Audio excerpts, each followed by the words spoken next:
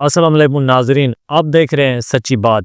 آج کی خبروں کی جانب آتے ہیں کہ بھارتی حملے کے بعد خطرات رک نہیں مزید بڑھ گئے ہیں، یہ کہہ رہے ہیں سینیٹر شبلی فراز صاحب۔ ان کی کیا تفصیلات ہیں وہ میں آپ کو بتاتا ہوں۔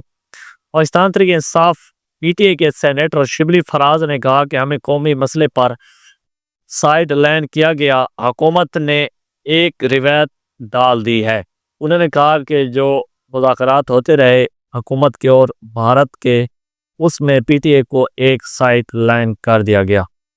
اس کے بعد انہوں نے سینٹ میں خطاب کرتے ہوئے کہا کہ بھارت نے ہم پر حملہ کیا، پانی بند کر دیا، ہمارے لوگ شہید ہوئے، خطرات رکے نہیں مزید بڑھے ہیں۔ انہوں نے کہا کہ ساری جماعتوں کا اتحاد نظر آیا، ساری قوم ملک کے لیے اکٹھی ہوئی، اس یکجہتی کو پاکستان نے برقرار رکھنا ہے، جبکہ حکومت نے تنگ نظری کا مظاہرہ کیا۔ پی ٹی آئی رہنما نے مزید کہا کہ حکومت نے ملک سے باہر جا کر پاکستان کے موقف کو پھیلانے کے لیے کچھ کمیٹیاں قائم کی، بدقسمتی سے کمیٹی میں پی ٹی آئی اور اپوزیشن کا کوئی رکن شامل نہیں۔ اس کے بعد انہوں نے کہا کہ حکومت نے اپوزیشن کی سب سے بڑی جماعت کو شامل نہیں کیا، پی ٹی آئی کو قومی مسئلے پر سائیڈ لائن کر دیا گیا، حکومت نے ایک روایت ڈال دی ہے۔ تو اس کے بعد انہوں نے کہا کہ ملک کی خدمت کے لیے ہم پارلیمنٹ وفد اپنے خرچے پر دنیا میں بھیجیں گے۔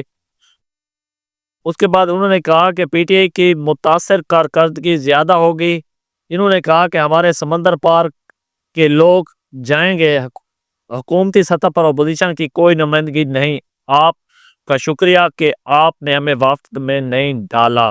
پی ٹی آئی سینیٹر کا کہنا تھا کہ کھوٹے اور اصلی اکٹھے کر دیے جائیں تو سب کھوٹے ہو جائیں گے، حکومت کی باتیں متاثر نہیں ہوں گے جب آپ کی ملاقاتوں میں اپوزیشن کے بندے کا پوچھا جائے گا۔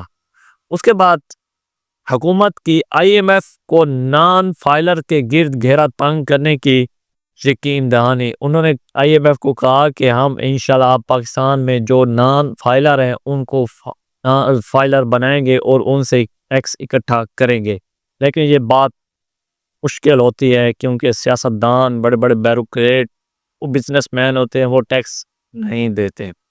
اس کے بعد سینٹ اجلاس، انوار اللہ کاکڑ اور کامران مرتضیٰ میں تلخ کلامی۔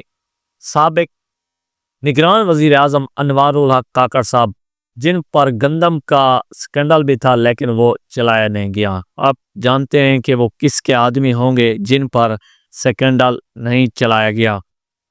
پارلیمنٹ کے ایوان بالا سینٹ کے اجلاس میں سابق وزیر اعظم اور سینیٹر انوار اللہ کاکڑ اور جماعت علماء اسلام جے یو آئی سینیٹر کامران مرتضیٰ میں تلخ کلامی۔ یہ میں آپ کو بتاتا چلوں کہ دونوں ممبران نے دونوں کو آ کر بٹھایا، اتنی تلخ کلامی ہوگی دونوں جانب سے کہ دوسرے ممبران نے آ کر دونوں کو بٹھایا کہ آپ اپنی سیٹوں پر بیٹھ جائیں۔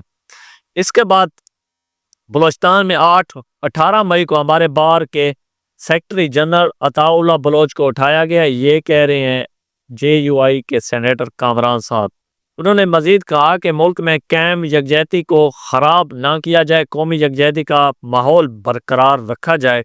اس پر انوار اللہ کاکڑ نے کہا کہ کھڑے ہو کر جواب دیا، مجھے کامران مرتضیٰ کے الزام پر تکلیف ہے، وہ خود ہی جج بن گئے، ہمیں اس کیس کی تفصیلات معلوم نہیں۔